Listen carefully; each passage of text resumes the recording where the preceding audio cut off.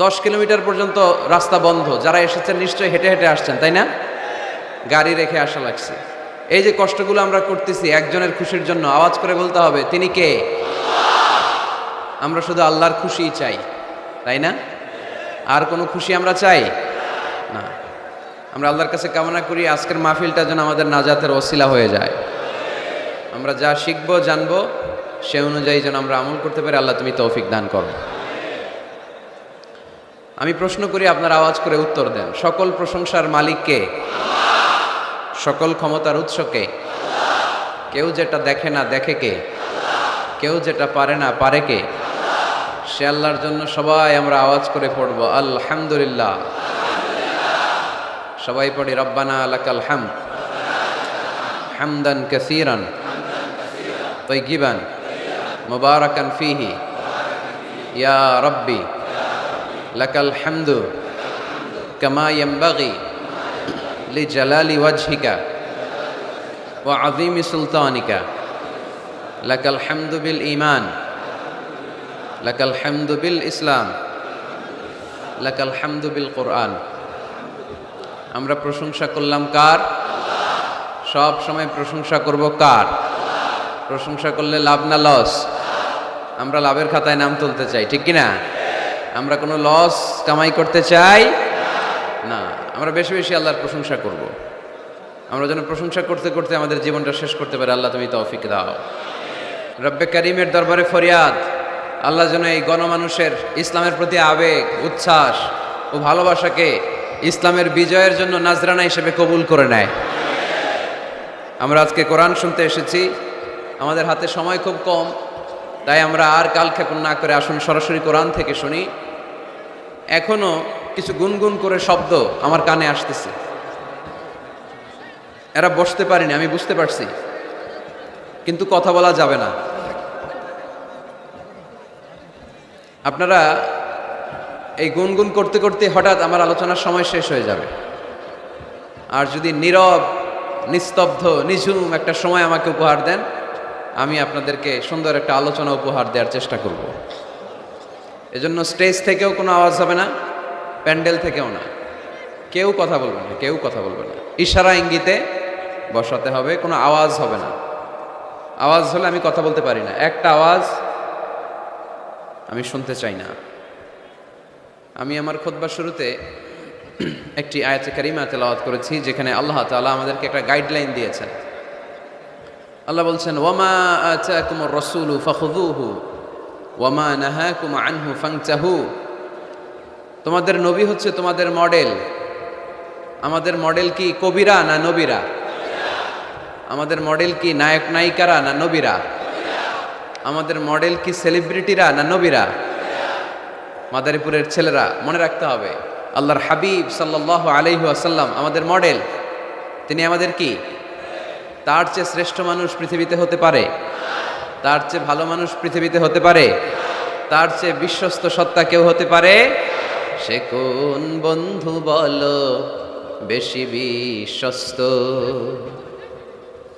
সে কোন বন্ধু বলো বড় বিশ্বস্ত?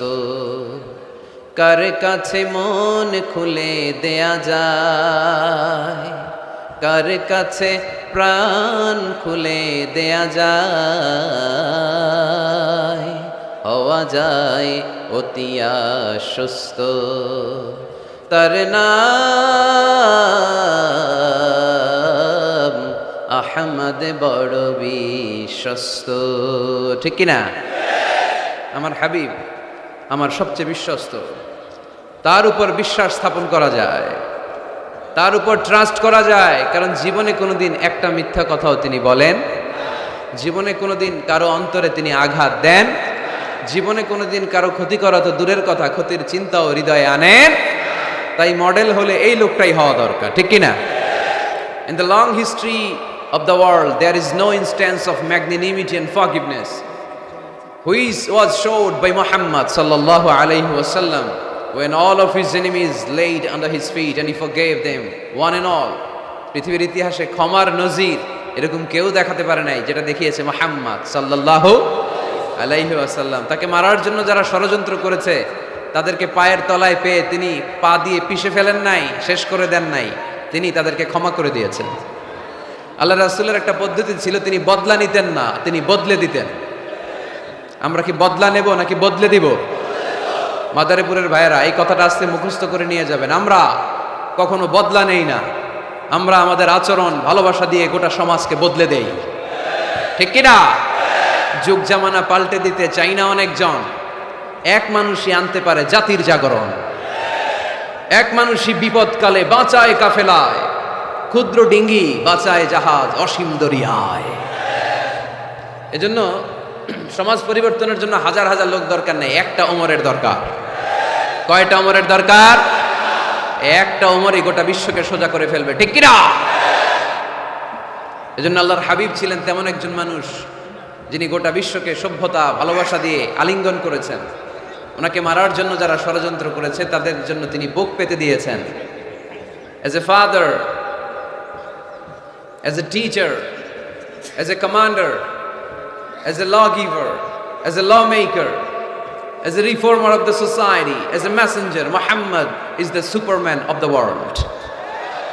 স্বামী হিসেবে, বাবা হিসেবে, মানুষ হিসেবে, নেতা হিসেবে, নবী হিসেবে তিনি গোটা বিশ্বের জন্য একজন সুপারম্যান।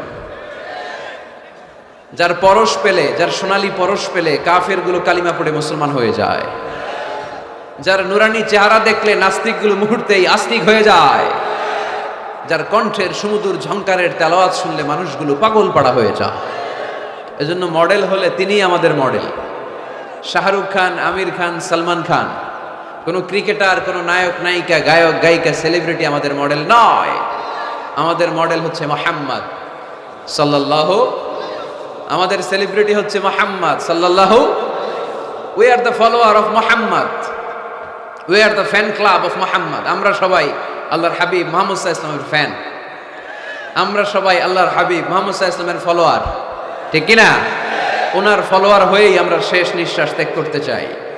পৃথিবীর কোন শক্তি ওনার প্রতি ভালোবাসা, আস্থা আর বিশ্বাস আমাদের অন্তর থেকে 1 ইঞ্চিও কমাতে পারবে না। উনি জানিয়ে এসেছেন, এতে কল্যাণ, এতে বরকত।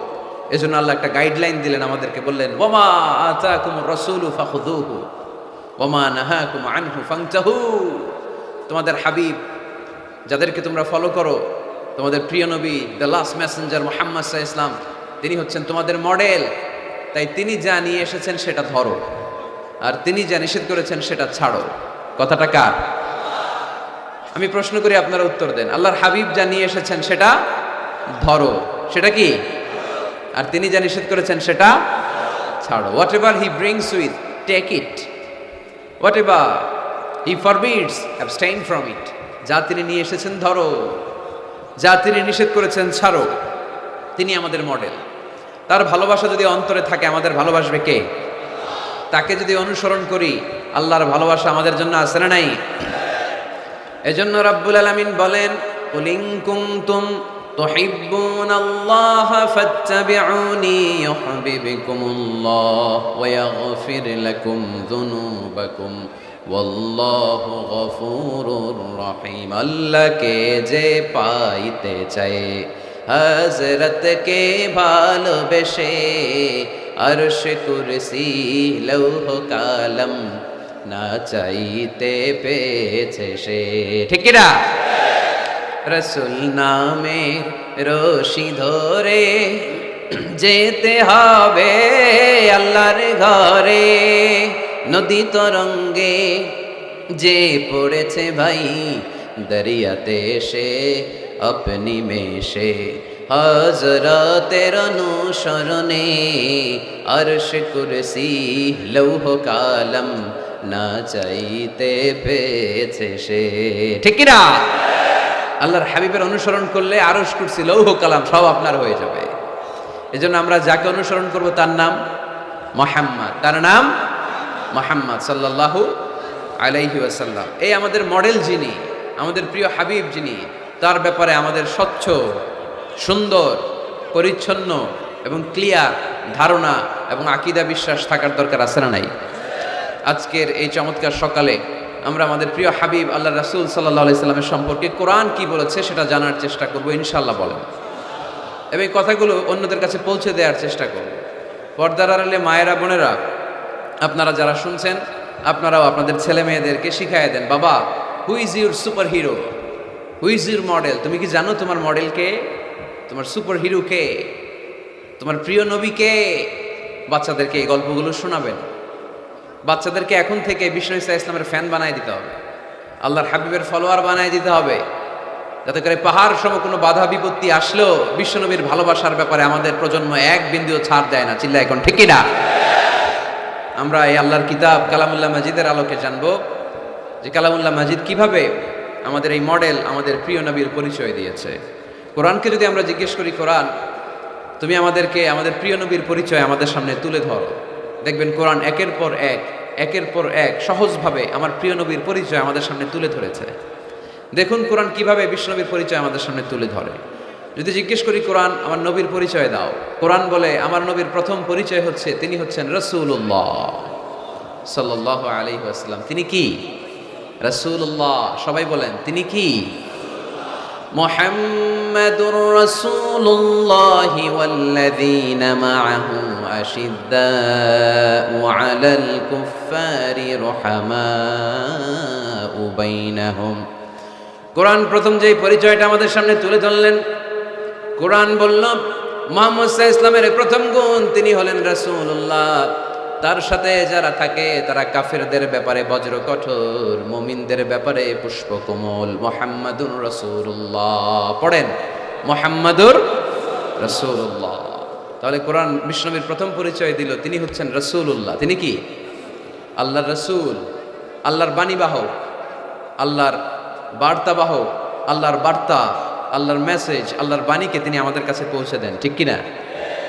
এবং কোরআন এটাও জানান দিল যে এর চেয়ে বড় দামি টাইটেল পৃথিবীতে নাই। আছে? রাসূলুল্লাহর চেয়ে বড় টাইটেল আছে? আপনি চেয়ারম্যান বলেন, এমপি বলেন, বড় বিজনেস ম্যাগনেট বলেন, সিআইপি বলেন, ভিআইপি বলেন, এটা কি রাসূলুল্লাহর চেয়ে বড় টাইটেল?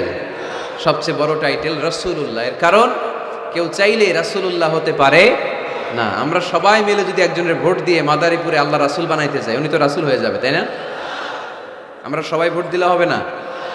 আচ্ছা, জিন জাতিরা যদি আমাদের সাথে একাত্মতা ঘোষণা করে যে আমরাও দিলাম, জিনেরাও দিল, ফেরেশতারাও যদি ভোট দেয়, সাপোর্ট দিল যে আমরাও সাপোর্ট দিলাম, তুমি রাসূল ভোট দিলাম, হবে? কারণ রাসূল কখনো ইলেকশনে হয় না, রাসূল হয় সিলেকশনে। সিলেক্ট করেন কে? আল্লাহু আ'লামু হাইসু ইয়াজআলু রিসালাতাহু। আল্লাহই ভালো জানেন কাকে তিনি রাসূল বানাবেন। তাই আল্লাহর রাসূল এটা হচ্ছে আমার নবীর এক নম্বর টাইটেল। সুবহানাল্লাহ পড়েন। তবে তিনি নিজেকে রাসূল বলার আগে আল্লাহর দাস বা গোলাম বলে পরিচয় দিতেন, আউট অফ হাম্বলনেস। কি বিনয়! বিনয় কাকে বলে শিখে নেন। আমাদের মধ্যে এখন বিনয়ের বড্ড অভাব। রাজনৈতিক ব্যক্তিবর্গ বলেন, সামাজিক ব্যক্তিবর্গ বলেন, প্রগতিশীল বলে যারা নিজেদেরকে দাবি করে তাদের কথা বলেন, সুশীল সমাজের কথা বলেন, কিংবা আলেম সমাজের কথা বলেন, আমাদের সবচেয়ে যে অভাব এই বাংলাদেশে সেটা হচ্ছে বিনয়ের অভাব। কেউ কাউরে শ্রদ্ধা করি না, মিউচুয়াল রেসপেক্ট বলতে যে বিষয়টা এটা নাই। একে অপরের গালাগালি, তুই ভারতপন্থী, তুই ভারতের দালাল। এখন ও গালি দেয়, তাহলে তুই পাকিস্তানপন্থী, তুই পাকিস্তানের দালাল। এখন আমার প্রশ্ন হচ্ছে, তাহলে বাংলাদেশপন্থী আর বাংলাদেশের দালাল কে? আমরা সাধারণ জনগণ বাংলাদেশের দালাল। আমরা সবাই বাংলাদেশপন্থী। চিল্লায় বলেন ঠিক কিনা? আমরা যতদিন থাকবো এর হৃদয়ে লাল সবুজের পতাকা ধারণ করে বাংলাদেশের পক্ষ নিতে চাই। সবার আগে বাংলাদেশ, সবার আগে কি? আমার বাংলাদেশ। তো এজন্য এই মিউচুয়াল রেসপেক্টটা নাই, শ্রদ্ধাবোধ নাই। আমি মাদারীপুরের এই বিশাল জনসমুদ্রের কাছে বিনয়ের সাথে এই মেসেজটুকু ড্রপ করতে চাই। প্রিয় ভাইয়েরা, আসুন দেশের স্বার্থে, দশের স্বার্থে আমরা বিনয়ী হই। আমরা ভিন্ন মতকে শ্রদ্ধা করতে শিখি। সবাই আমার মতেরই হইতে হবে, সবাই আমার দলেরই হইতে হবে, এটা কোনো কথা না। বৈচিত্র্য থাকবে, বৈচিত্র্যের মাঝেই আমাদেরকে ঐক্য খুঁজে নিতে হবে, ঠিক কিনা? আমাদেরকে প্রচন্ড একটা সিন্ডিকেট গড়তে হবে, ঐক্যের সিন্ডিকেট। চিল্লায় বলেন ঠিক কিনা? যাতে করে কোনো পরাশক্তি এই ঐক্যের সিন্ডিকেটকে ভেঙে দিতে না পারে। এটা সম্ভব যদি আমাদের পারস্পরিক সমঝোতা থাকে, বিনয় থাকে। আল্লাহর হাবিব কতটা বিনয়ী ছিলেন, আউট অফ হাম্বলনেস। বিনয়ের কারণে উনি যে রাসূল, এটা আমি আল্লাহর গোলাম, পরে বলতেন রাসূল, তিনি নিজের পরিচয় এভাবে দিতেন, ইন্নী আব্দুল্লাহি ওয়া রাসূলুহু, নিশ্চয়ই আমি আল্লাহর আব্দ বা গোলাম, তারপরে আমি আল্লাহর রাসূল। সুবহানাল্লাহ পড়েন। আল্লাহর হাবিব যখন আল্লাহর কাছে দোয়া করতেন, এতটা বিনয়ী হয়ে দোয়া করতেন, আল্লাহর হাবিব বলতেন, আল্লাহুম্মা ইন্নী আবদুক ওয়া ইবনু আবদিক ওয়া ইবনু আমাতিক। আল্লাহ, আমি আপনার গোলাম, শুধু আমি আপনার গোলাম নই, আমি গোলামের ঘরের গোলাম। আমি শুধু গোলাম না, আমি গোলামের ঘরের গোলাম, আমি বান্দির ঘরের গোলাম। আমার বাবা আব্দুল্লাহ আপনার গোলাম, আমার দাদা আব্দুল মুত্তালিবও আপনার গোলাম, আমার মা আমিনা আপনার গোলাম, আমার নানাও আপনার গোলাম। ঠিক কিনা? আমরা গোলামের ঘরের গোলাম। যিনি পৃথিবীর সর্বশ্রেষ্ঠ, তার চেয়ে শ্রেষ্ঠত্বের মানদণ্ডে কেউ উঁচু হতে পারে না। যিনি রাসূলুল্লাহ, যিনি হাবিবুল্লাহ। আল্লাহ এই হাবিবুল্লাহ টাইটেল কাউরে দেন। সর্বোচ্চ যে টাইটেল একজনকে দিয়েছেন সেটা হচ্ছে খলিলুল্লাহ। কোন নবীকে? ইব্রাহিম আলাইহিস সালামকে দিয়েছেন খলিলুল্লাহ, আর প্রিয় নবীকে দিয়েছেন হাবিবুল্লাহ। হাবিব মানেও বন্ধু, খলিল মানেও বন্ধু। কিন্তু খলিল মানে এমন বন্ধু যেই বন্ধু আল্লাহকে খুশি করার জন্য কাজ করে, আর হাবিব মানে এমন বন্ধু যেই বন্ধুরে খুশি রাখার জন্য স্বয়ং আল্লাহ নিজেই কাজ করে। তিনি হাবিবুল্লাহ। এত মর্যাদার অধিকারী হয়েও আগে নিজের পরিচয় দিতেন, ইন্নী আব্দুল্লাহি ওয়া রাসূলুহু, আমি আল্লাহর দাস, আমি আল্লাহর গোলাম, গোলামের ঘরের গোলাম। আল্লাহর হাবিব নিজেকে এত ছোট করেন, আর আমরা খালি দাপট দেখাই, আমার এলাকা, আমার টাকা, আমার পয়সা, সব আমার, সব আমি খেয়ে ফেলাম। 2 প্লেটের বেশি ভাত খেতে পারে না, উনি সব খেয়ে ফেলাবে, সব লাগবে ওনার। এগুলো কপাল পোড়া, ঠিক কিনা? তাহলে আল্লাহর হাবিবের জীবনের 2টা ডাইমেনশন। এক ডাইমেনশনে তিনি আল্লাহর গোলাম, আরেক ডাইমেনশনে তিনি রাসূলুল্লাহ। তিনি কি?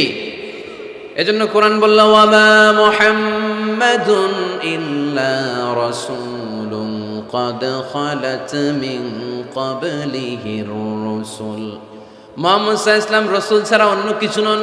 ওনার আগে দুনিয়ার বুকে এরকম অনেক রাসূল দুনিয়ায় এসেছে, আবার চলে গিয়েছে। ওনার আসল পরিচয় হলো উনি আল্লাহর রাসূল। সুবহানাল্লাহ পড়েন। মাদারীপুরের ভাইরা, তাহলে আমরা কোরআনের আলোকে জেনে গেলাম আমার প্রিয় নবীর প্রথম পরিচয় তিনি রাসূলুল্লাহ। আওয়াজ করে বলেন, ওনার প্রথম পরিচয় রাসূলুল্লাহ সাল্লাল্লাহু আলাইহি সাল্লাম। এরপর কোরআনকে যদি জিজ্ঞেস করি তারপরের পরিচয়টা কি, বুঝলাম উনি নবী, উনি রাসূল। ওনার দ্বিতীয় পরিচয় কোরআন বলছে উনি শুধু রাসূল নন, উনি শেষ রাসূল, খাতামুন নবিয়্যিন।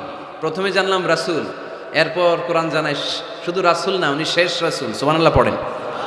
মা কানা মুহাম্মাদুন আবা আহাদিম মির রিজালিকুম ওয়ালাকিন রাসূলুল্লাহি ওয়া খাতামান নবিয়্যিন। মুহাম্মদ সাল্লাল্লাহু আলাইহি ওয়াসাল্লাম তোমাদের কোন ছেলেদের পিতা না, তিনি হলেন আল্লাহর রাসূল, তিনি হলেন খাতামুন নবীন। নবী আসার যে ধারাবাহিকতা সাইয়েদনা আদম থেকে শুরু হয়েছিল, বিশ্বনবীকে পাঠানোর মাধ্যমে এই ধারাবাহিকতা চিরকালের জন্য আল্লাহ বন্ধ করে দিলেন। তিনি শেষ রাসূল। তারপরে কোনো রাসূল আছে? যদি কেউ দাবি করে ভণ্ড, ঠিক কিনা? এরকম অনেক ভণ্ড পৃথিবীতে খুঁজে পাওয়া যায়। আল্লাহর হাবিবের জামানাতে মুসাইলামাতুল কাযযাব নামে এক ভণ্ড এসে দাবি করেছে, মুহাম্মদ নবী তুমি একা না, আমিও নবী। নাউজুবিল্লাহ পড়েন। তোমার অর্ধেক আমার অর্ধেক, আমার অর্ধেক নবুয়তি আমারে বুঝায় দাও। বিষ্ণু বললেন, তুই তো বড় ভণ্ড, তুই শুধু মুসাইলামা না, আজ থেকে তুই মুসাইলামাতুল কাযযাব, মিথ্যাবাদী মুসাইলামা। সে বিশ্বনবীকে কপি করত। আমার হাবিব যা যা করতেন এই বেয়াদবটা তাই তাই করত। বিষ্ণু ঈসা ইসলাম ছোট বাচ্চাদের মাথায় হাত বুলিয়ে দিলে বাচ্চাদের মাথায় চুল গজাতো, চুল বড় হয়ে যেত। সেও তার এলাকার বাচ্চাদের মাথায় হাত বুলিয়ে দিলে চুল ওঠাতে দূরের কথা, বাচ্চাগুলো আজীবন টাক মাথা থাকতো। কপি করে বেশি একটা সুবিধা করতে পারে নাই। আল্লাহর হাবিব কোনো গাছের মধ্যে দোয়া পরে ফু দিলে এটার বাম্পার ফলন হতো, আর এই বেয়াদব ফু দিলে মুহূর্তের মধ্যে গাছ মুইরা কাঠ হয়ে যেত। লোনা পানির কুয়াতে বিশ্বনবী কুলি করে ফেললে এটা মিঠা পানির কুয়া হয়ে যেত, আর এই বেয়াদবটা মিঠা পানির মধ্যে কুলি ফালাইলে এটা লোনা পানি হয়ে যেত। বেয়াদবি। আল্লাহর হাবিবের সাথে বেয়াদবি করলে আল্লাহ সহ্য করে না। চিল্লায় বলেন ঠিক কিনা? এখন একটা নাম শোনা যায়, মির্জা গোলাম আহমদ কাদিয়ানি। সে মারা গেছে অনেক আগে। নবীরা পবিত্র, নবীরা যেখানে মারা যায় জায়গাটাও পবিত্র, কিন্তু এই মির্জা গোলাম আহমদ কাদিয়ানি মারা গেছে টয়লেটের ভিতরে। খুব পবিত্র জায়গা, তাই না? টয়লেটের ট্যাঙ্কি ভেঙে নিচের ভিতরে পড়ছে। মেথর এনে শিকল দিয়ে টেনে ওরে উঠানো যায় না, উঠাইতে গেলে ধপাস করে আবার পড়ে। দুনিয়াতেও লাঞ্ছনা, আখিরাতেও লাঞ্ছনা। খবরদার মুসলমান এ ব্যাপারে সচেতন। আমার নবীর পরে আর কোন নবী পৃথিবীতে আসবে, আমার হাবিবের পরে আর কোন রাসূল পৃথিবীতে আসবে। এজন্য আল্লাহর হাবিব বলছেন লা নবিয়্যা বা'দি ওয়ালা রাসূলা, আমার পরে কোনো নবী নাই, আমার পরে কোনো রাসূলও নাই। আমি শেষ নবী, আমি শেষ রাসূল। তবে লাউ কানা বা'দি নাবিয়্যুন লাকানা আমার পরে যদি নবী হওয়ার যোগ্যতা কারো থাকে, আমার সাহাবা ওমরের সেই যোগ্যতা আছে। ঠিক কি না? প্রভু তুমি বলেছ রাসূল দেবে না, বলনি দেবে না ওমর, বলনি দেবে না হামজা তারিক, খালিদ বিজয় সমর। প্রভু তুমি বলেছ রাসূল দেবে না, বলনি দেবে না ওমর, বলনি দেবে না হামজা তারিক, খালিদ বিজয় সমর। প্রভু তুমি বলেছ রাসূল দেবে না। ঠিক না? রাসূল দেবে না, এটা আল্লাহর কথা, আর দেবে না। আল্লাহর হাবিব তিনি হচ্ছেন শেষ রাসূল। এজন্য আল্লাহর হাবিব বলতেন, সহিহ মুসলিম শরীফের বর্ণনা, মাসালি ওয়া মাসালুল আমবিয়া মিন ক্বাবলি কামাসালি রাজুলিন বানা বাইতান। আমার দৃষ্টান্ত আর আমার আগের সব নবীদের দৃষ্টান্ত ওই ব্যক্তির মতো যে একটা ঘর বানিয়েছে। কি বানিয়েছে? ঘর। অনেক সুন্দর একটা ঘর বানিয়েছে। ইন্টেরিয়র ডিজাইন, এত সুন্দর ঘর কেউ দেখে নাই। সবাই ঘরটা দেখলো আর প্রশংসা করলো, বাহ চমৎকার ঘর তো। এই ঘরের মধ্যে ভুল ধরার মতো কোনো জায়গা নেই, একটা জায়গা ছাড়া, সেটা হচ্ছে এই ঘরের একটা দেয়ালের গাঁথনিতে একটা ইট কম আছে, একটা ইট আসে নাই, ইটের জায়গাটা ফাঁকা, ফলে বাইরে ঠান্ডা বাতাস ভিতরে ঢুকে। এত দামি ঘর বানাইলেন কিন্তু দেয়ালের এক জায়গায় একটা ইটা নাই, ঠান্ডা বাতাস ঢুকলে এই ঘর দিয়ে কোনো লাভ আছে? শীতের রাতে কষ্ট আছে না নাই? আল্লাহর হাবিব বললেন ওই ইটাটা হচ্ছে আমি মুহাম্মদ সাল্লাল্লাহু, ওই গ্যাপের জায়গাটা আমি, আনাল্লাবিনা ফাআনাল্লাবিনা আনা খাতামুন নবিয়্যিন। আমি হচ্ছি ওই নবুয়তির দেয়ালের ওই গ্যাপের জায়গায় না রাখা ইটা। আমাকে যখন আল্লাহ ওই জায়গাটায় সেট করে দিলেন, গোটা বিশ্বটা আলোকিত হয়ে গেল। পড়েন সুবহানাল্লাহ। এজন্য আল্লাহ বললেন, ওয়ামা আরসালনাকা কাফাতান লিন্নাসি বাশীরান ওয়া নাযীরা। নবী হে, আমি আপনি গোটা বিশ্বের সবার জন্য সুসংবাদ দানকারী এবং সতর্ককারী করে পাঠিয়েছি। সুবহানাল্লাহ। তিনি সবার নবী। তিনি শুধু আরবের নবী না, তিনি শুধু সৌদি আরবের নবী না, তিনি শুধু অনারবের নবী না, তিনি শুধু পুরুষ মানুষদের নবী না, তিনি শুধু সাদা চামড়ার লোকদের নবী না, তিনি সবার নবী, তিনি গোটা বিশ্বের নবী। ঠিক কিনা? এক এক নবীর নবুয়তের আলাদা বাউন্ডারি ছিল। যেমন মুসা আলাইহিস সালামকে পাঠিয়েছিলেন মিশরে, ওনার নবুয়তের বাউন্ডারি মিশর, তার পাশে মাদিয়ান, ওইখানে আবার শোয়েব আলাইহিস সালামের নবুয়তের বাউন্ডারি। ইব্রাহিম আলাইহিস সালামের বাউন্ডারি এইটা, পাশে একই সময় ছিল লূত আলাইহিস সালাম, আলাদা বাউন্ডারি, আলাদা সীমানা। আমার নবীর নবুয়তির কোনো বাউন্ডারি আছে? কোনো সীমানা আছে? কিয়ামত পর্যন্ত যারাই আসবে সব বিশ্ব নবীর উম্মত। চিল্লায় বলতে হবে ঠিক কিনা? প্রথম পরিচয় পেলাম তিনি রাসূলুল্লাহ, তিনি কি সাল্লাল্লাহু আলাইহি সাল্লাম। দ্বিতীয় পরিচয় কোরআন দিল, তিনি রাসূল কিন্তু যেন তেন রাসূল না, তিনি শেষ রাসূল। ঠিক কিনা? তৃতীয় পরিচয় কোরআন আমাদেরকে বলে যে যদিও তিনি রাসূল এবং শেষ রাসূল, তবে তিনি মানুষ ছিলেন। তিনি কি ছিলেন? আকীদা খালেস করে নেন, ভালো করে বুঝে নেন। আল্লাহর হাবিব কি জিন ছিল? সবাই বুঝেন নাই বোধহয় কথা। আল্লাহর হাবিব কি জিন? উনি কি ফেরেশতা? উনি কি মানুষ? তবে আমাদের মতো সাধারণ মানুষ না, তিনি অসাধারণ মানুষ। তিনি মানব কিন্তু যেন তেন মানব নন, তিনি মহামানব। তিনি নবী কিন্তু সাধারণ নবী নন, তিনি মহানবী। সুবহানাল্লাহ পড়েন। আল্লাহ কোরআনে বললেন, কুল ইন্নামা আনা বাশারুম মিসলুকুম ইউহা ইলাইয়া আন্নামা ইলাহুকুম ইলাহুন ওয়াহিদ। ও নবী, আপনি আপনার উম্মতদেরকে বলে দেন, কুল আপনি বলে দেন, ইন্নামা আনা বাশারুম মিসলুকুম, নিশ্চয় আমি তোমাদের মতোই মানুষ। ইউহা ইলাইয়া, কিন্তু আমার কাছে ওহী আসে, তোমাদের কাছে ওহী আসে। আমাদের কাছে কোনোদিন ওহী নাজিল হয়েছে? বিশ্বনবীর কাছে ওহী নাজিল হয়েছে। ওহী হচ্ছে গায়েবের বিষয়, যেটা আল্লাহ জানেন। যতটুকু আল্লাহ তাআলা গায়েব বিশ্বনবীকে জানানোর ইচ্ছা করেছেন ততটুকু জানিয়েছেন। ঠিক কি না? এখানে এই বিশ্বনবীর আর আমার আর আপনার মধ্যে পার্থক্য। তিনি মানুষ কিন্তু সাধারণ মানুষ নন। তিনি সাইয়্যিদু বুলদি আদম, আদম আলাইহিস সালামের যত সন্তান পৃথিবীতে এসেছে সবার মধ্যে তিনি শ্রেষ্ঠ। শ্রেষ্ঠত্বের মানদণ্ডে ওনার কাছাকাছিও কেউ যেতে পারবে? আমার হাবিবের মতো সুন্দর মানুষ পৃথিবীতে কেউ ছিল? অনেকেই একটা ভুল ধারণা রাখেন আর বলেন নবীদের মধ্যে সবচেয়ে সুন্দর নাকি ছিল ইউসুফ আলাইহিস সালাম। এটা ঠিক, উনি অনেক সুন্দর, কিন্তু আমার নবীর চাইতে বেশি সুন্দর না। আল্লাহর হাবিব বলতেন আনা মালিহুন ওয়া আখি ইউসুফ সাবিহুন, আমি হচ্ছি লাবণ্যময় সুন্দর আর আমার ভাই ইউসুফ হচ্ছে সাদা সুন্দর। একদিকে লাবণ্যময় সুন্দর, আরেকদিকে সাদা সুন্দর, কোনটার দাম বেশি? লাবণ্যময় সুন্দরের দাম বেশি। ইউসুফ আলাইহিস সালামের চেহারার সৌন্দর্য দেখে মিশরের নারীরা লেবু কাটতে কাটতে আঙ্গুলও কেটে ফেলছিল। এত সুন্দর ইউসুফ নবীর চেহারা, লেবু কাটতে কাটতে লেবু কাটা শেষ, ছুরি আর থামে নাই, এরপরে আঙ্গুল কাটাও শেষ। কোরআন সাক্ষী, আল্লাহর কোরআন বলে ওয়াকাত্তা'না আইদিয়াহুন্না। আম্মা জান আয়েশা রাদিয়াল্লাহু তাআলা আনহা যখন এই ঘটনা শুনলেন, তিনি মিশরের নারীদেরকে ডেকে বললেন, ও মিশরের নারীরা, তোমরা ইউসুফ নবীর চেহারা দেখে লেবু কাটতে যে আঙ্গুল কেটে ফেলেছো, ওই জায়গায় ইউসুফ নবী না হয়ে যদি আমার স্বামী বিশ্বনবী মুহাম্মদ সাল্লাল্লাহু আলাইহি ওয়াসাল্লাম হতো, তাহলে লেবু কাটতে যে তোমরা আঙ্গুল নয় কলিজাটা কেটে খান খান করে দিতা। এজন্য বিশ্বনবীর চাইতে সুন্দর কেউ আছে? চাঁদের চেয়ে সুন্দর তুমি নবী আমার কমলিওয়ালা,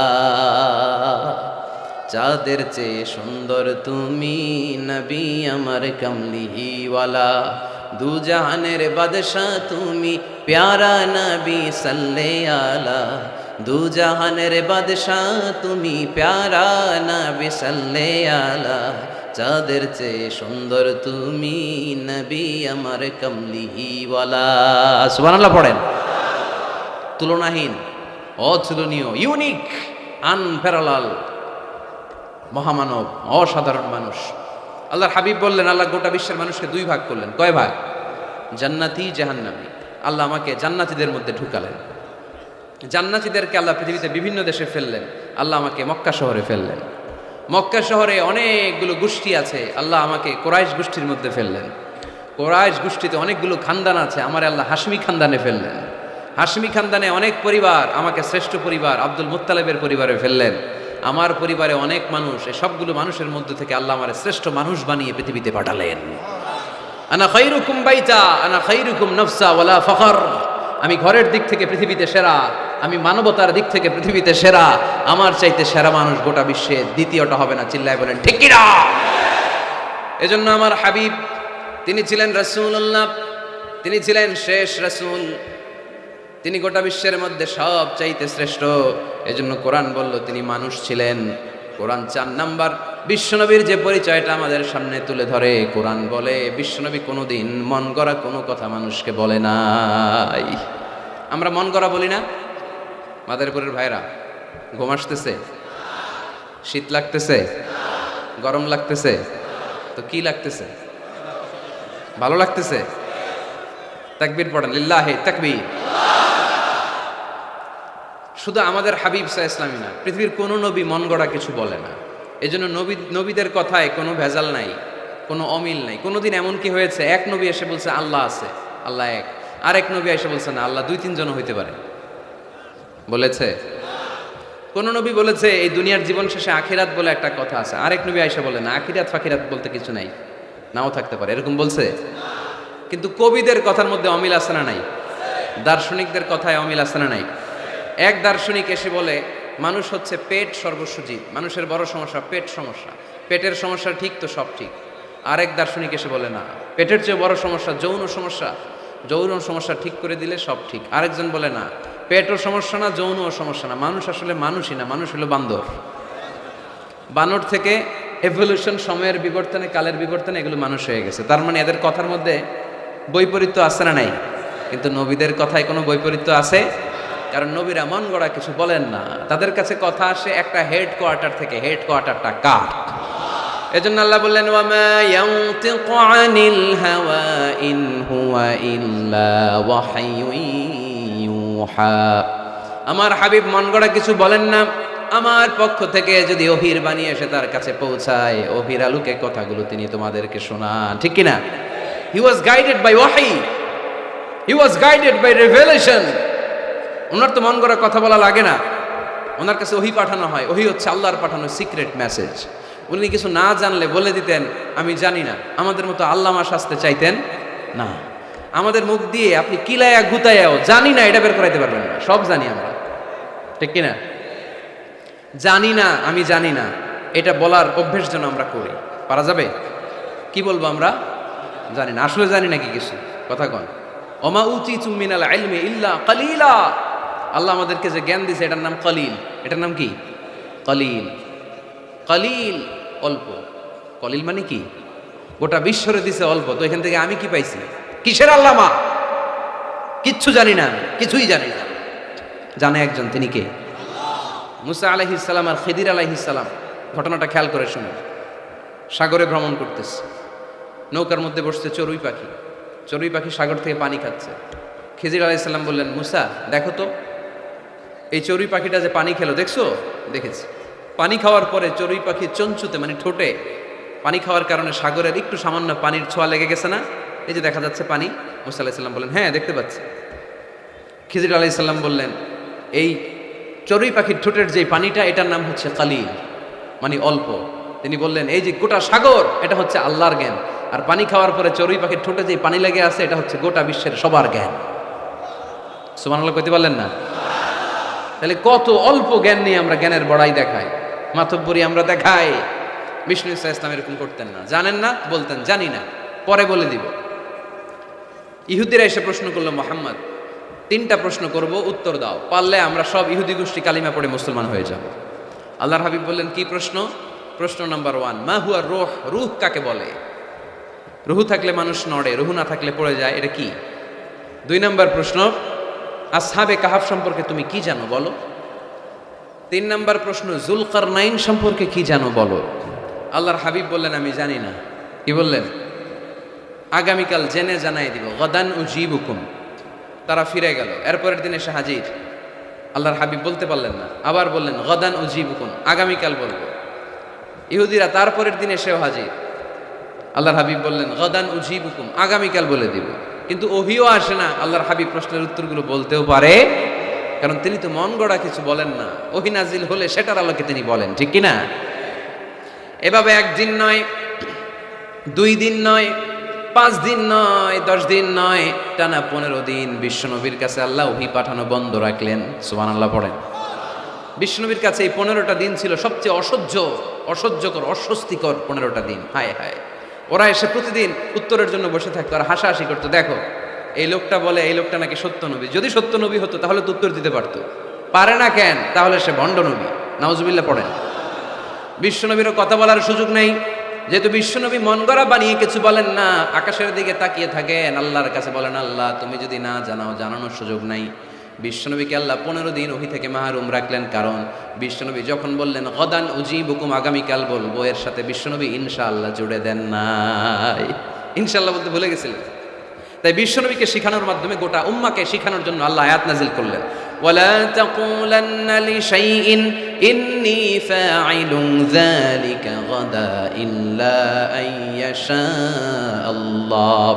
নবী হে, এখন থেকে ভবিষ্যতের ব্যাপারে যদি কোনো ওয়াদা দেন, কোনো কথা বলেন, ওই কথার সাথে ইনশাআল্লাহ যুক্ত করে দিয়েন। এজন্য কাউরে যদি ওয়াদা দেন, ভবিষ্যতের ব্যাপারে কমিটমেন্ট দেন, সাথে কি বলবেন?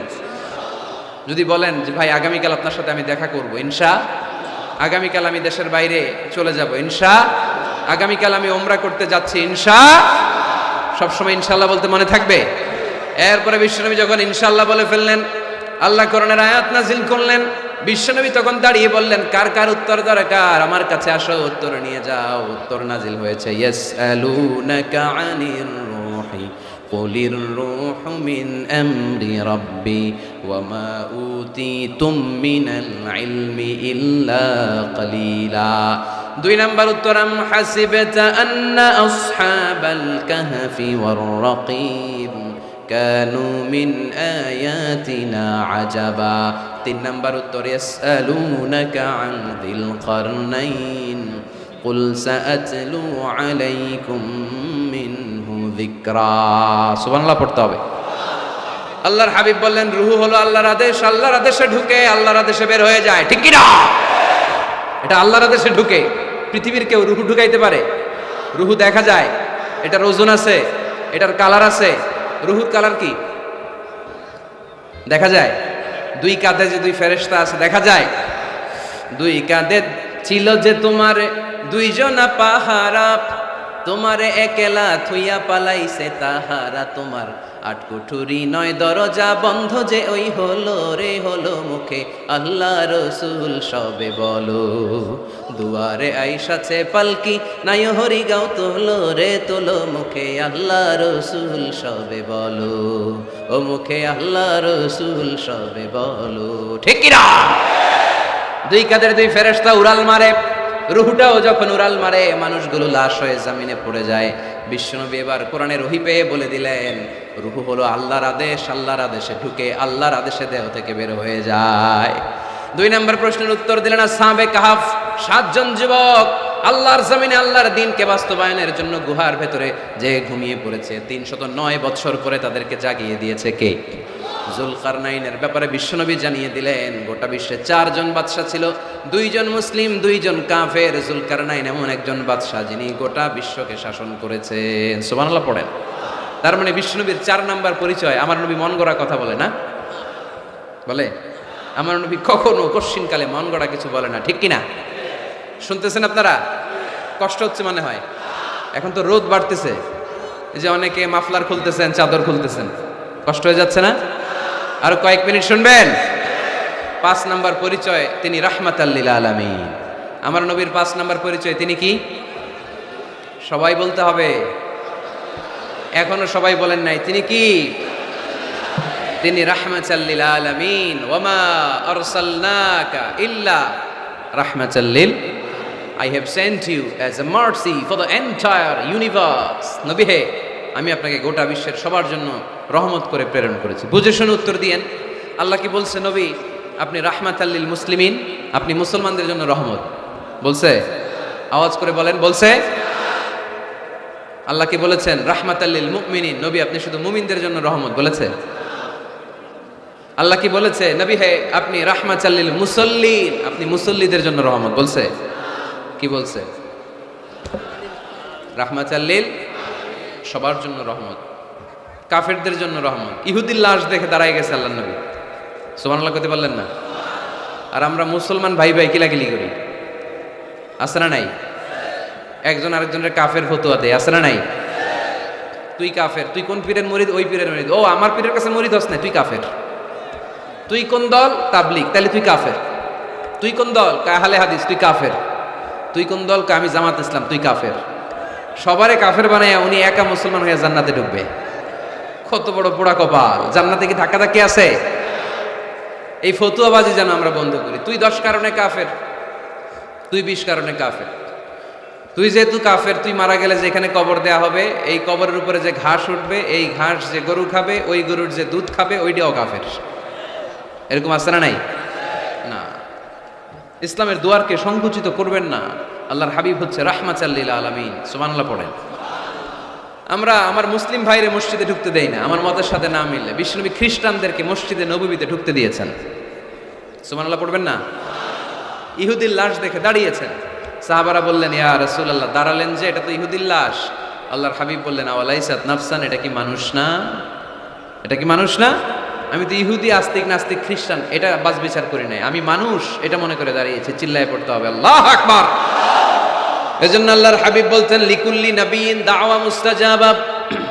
এ দুনিয়ার সব নবীদেরকে রব্বুল আলামিন একটা করে দোয়া করার সুযোগ দিয়েছেন। ওই দোয়াটা দাওয়া মুস্তাজাবা, ওই দোয়াটা করতে দেরি, কবুল হতে দেরি নাই। সব নবীরা এরকম দোয়া করার সুযোগ পেয়েছিল জীবনে। কয়টা? ওই একটা দোয়া সব নবীরাই করে ফেলছে দুনিয়াতে। বিপদে পড়েই দোয়া কাজে লাগাই ফেলছে, আর সুযোগ নাই। কারণ একটা চান্স, একজন নবী ওই স্পেশাল দোয়াটা করে নাই।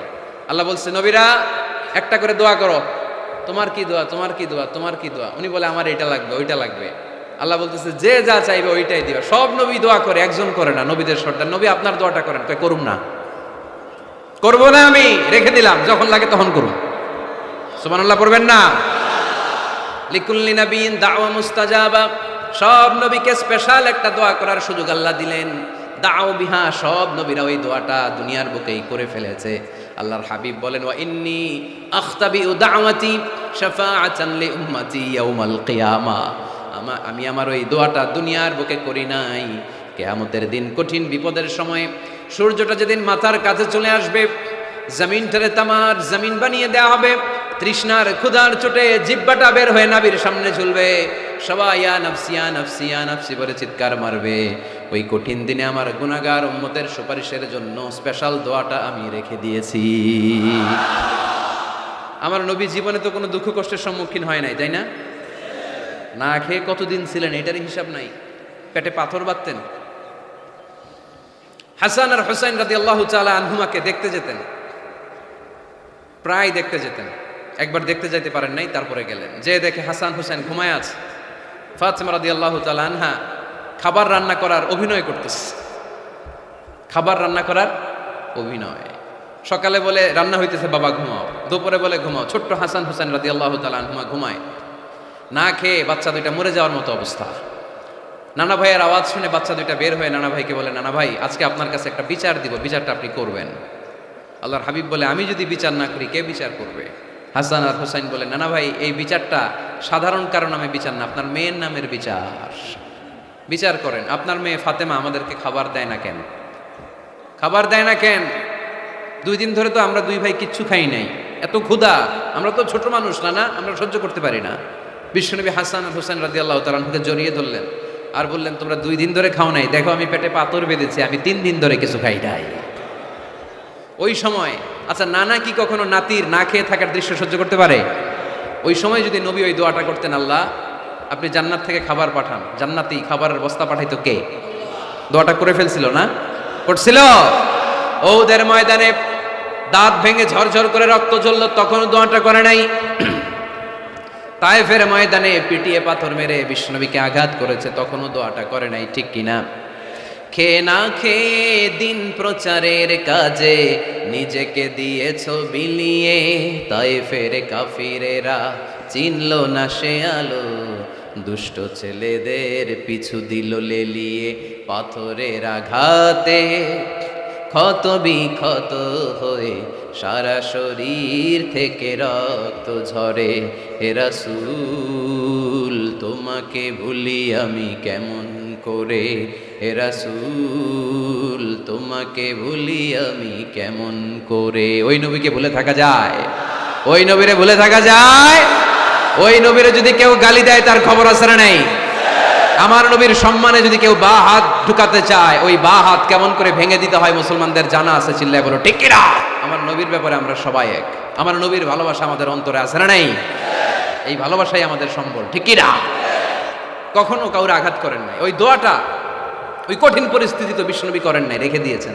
আমার জন্য রেখে দিয়েছেন, আপনার জন্য রেখে দিয়েছেন, আমাদের জন্য রেখে দিয়েছেন। জোরে বলেন ঠিক কিনা? এত কোমল হৃদয়ের অধিকারী দুনিয়ায় কেউ ছিল না। এজন্য আল্লাহ বললেন, ফাবিমা রাহমাতিম মিনাল্লাহি লিনতা লাহুম ওয়ালাউ কুনতা ফাযযান গালিযাল কলবি লানফাদ্দু মিন হাওলিক। নবী আমার রহমতে আপনি কোমল হৃদয়ের মানুষ হয়েছেন। আপনি যদি কোমল হৃদয়ের অধিকারী না হতেন, লোকেরা আপনার পিছে এরকম ঘুরঘুর করতো না। সুবহানাল্লাহ। যারাই কোমল হৃদয়ের অধিকারী, যারাই বিনয়ী, যারাই ভদ্র, দেখবেন মানুষ মৌমাছির পোকার মতো তার পিছনে ঘুরঘুর করে, আছে না নাই? ওই যে ভদ্রতা, মান তাওয়াদা লিল্লাহি ইল্লা রাফাআহুল্লাহ, এটা দুনিয়ার নিয়ম। এটা মুখস্থ রাখবেন, জীবনে কাজে লাগাবেন। সবসময় নিচু হইতে চাইবেন, ছোট হইতে চাইবেন।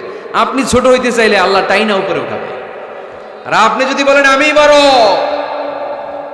আমার চেয়ে বড় কেউ নাই, আমি আল্লাহ, এক থাপ্পড় মেরে আল্লাহ জমিনে গেড়ে দিবে, চিল্লায় বলো ঠিক কিনা? সম্মান দেওয়ার মালিক কে?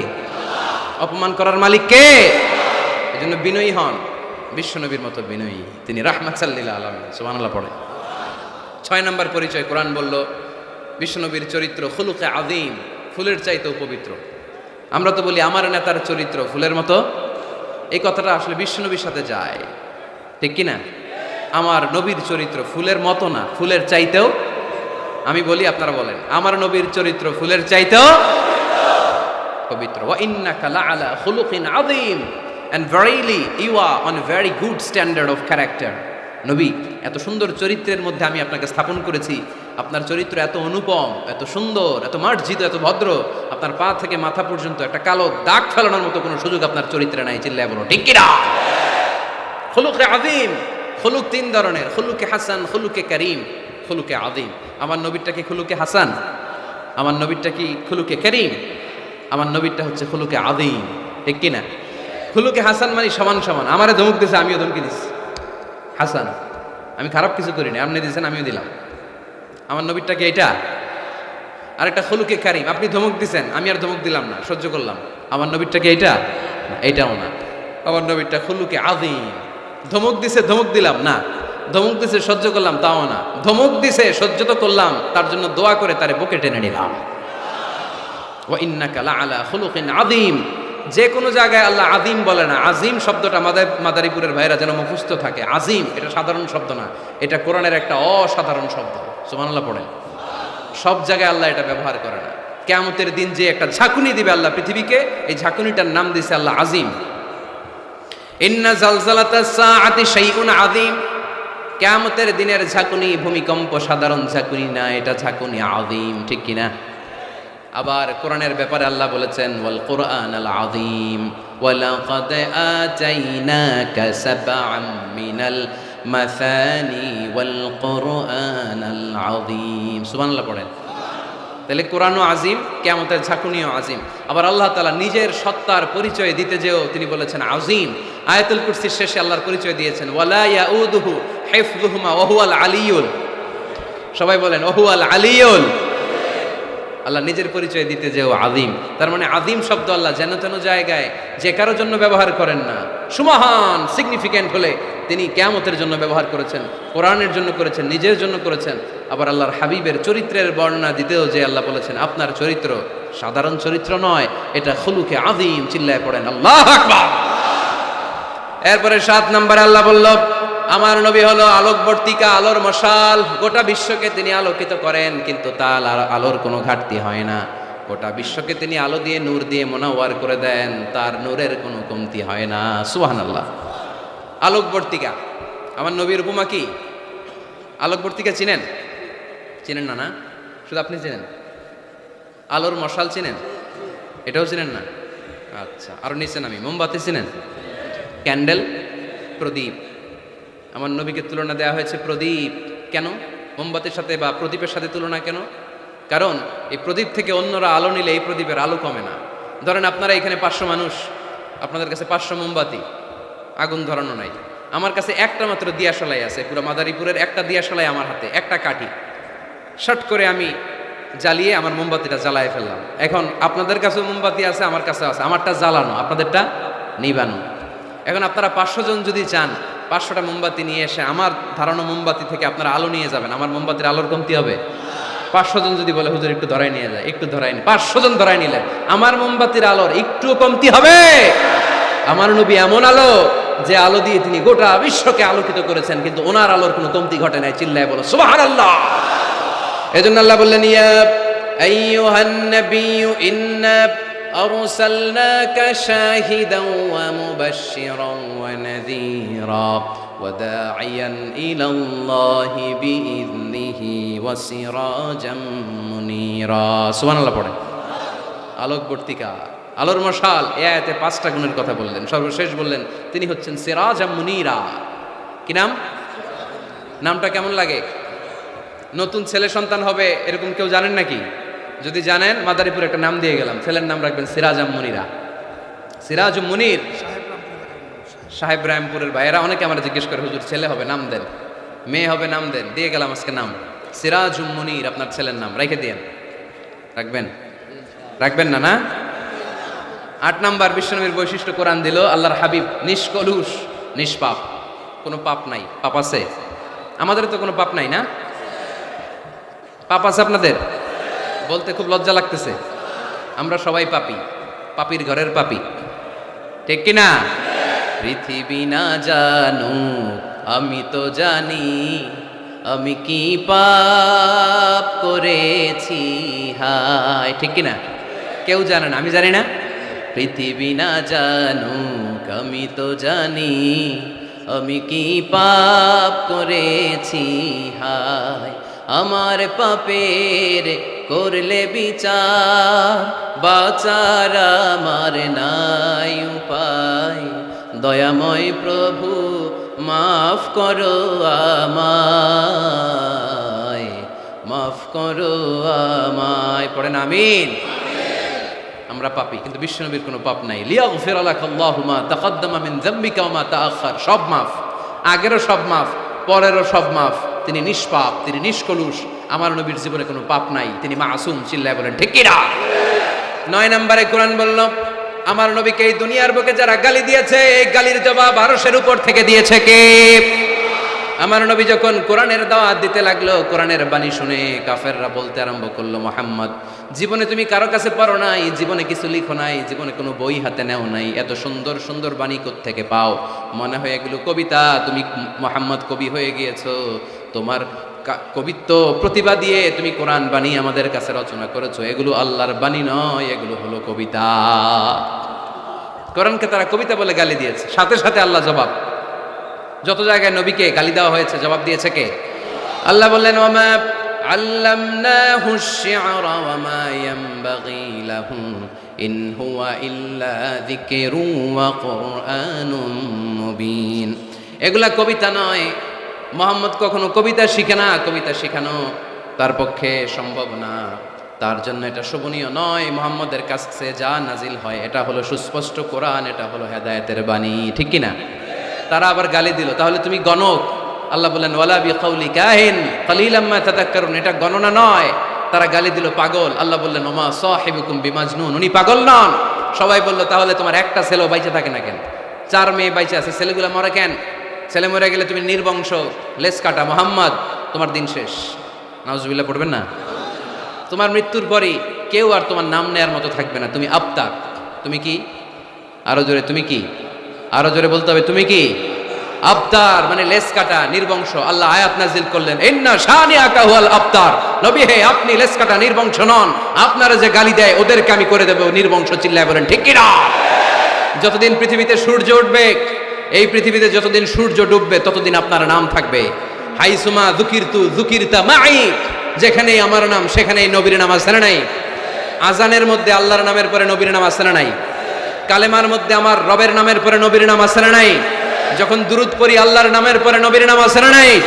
এজন্য আমার নবীর নাম আমার মন থেকে, হৃদয় থেকে কেউ মুছে দিতে পারবে না। চিল্লায় বলো ঠিক কি না? রাফা'না লাকা যিকরাক, নবী হে, I have dignified the status of you. আমি আপনার মর্যাদাকে অনেক উপরে তুলেছি। দুলোক ভুলোক ছাপিয়ে, সাত আকাশ কাঁপিয়ে আমার আরশের উপরে আপনার মর্যাদাকে আমি তুলেছি। এজন্য বিশ্বনবীর ভালোবাসা অন্তরে রাখার দরকার আছে না নাই? বিশ্বনবীর পরিচয় কোরআনের আলোকে আপনারা পেয়েছেন। আজকে কর্মসূচি নিয়ে যান। কর্মসূচি নাম্বার 1, যেহেতু তিনি আমাদের মডেল, তিনি আমাদের সেলিব্রিটি, আমরা আমাদের বিশ্বনবীকে প্রমোট করব। ফেসবুকে, অনলাইনে, লেখার মাধ্যমে, বইয়ের মাধ্যমে, বিবৃতি দেওয়ার মাধ্যমে আমার নবীর সব পজিটিভ কথাগুলো আমরা গোটা বিশ্বকে জানিয়ে দিব। ঠিক কি না? কর্মসূচি নাম্বার 2, আমরা বিশ্বনবীর জীবনী পড়ব। শুরু থেকে শেষ পর্যন্ত বিশ্বনবীর জীবনী